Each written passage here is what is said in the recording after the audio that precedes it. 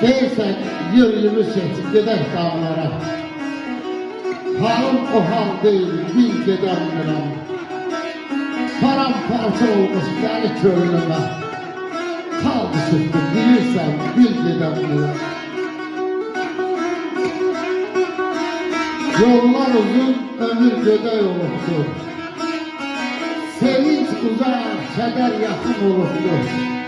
Yazıq canım, yaşa möhtəd olubdur. Yapsıb yaxamdan bir gedəmirəm. Gələn sazaqlardan qalmışam dağda.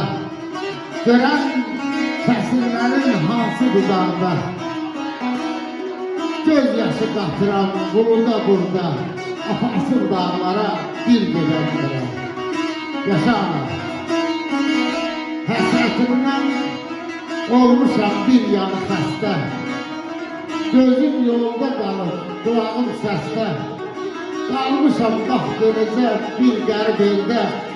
Dolanım başına bir gedəmirəm. Dolanım başına bir gedəmirəm. Allah hər birinizi insan eləsin. Bütün dostlara məni təbrik edirəm, təbrik edirəm.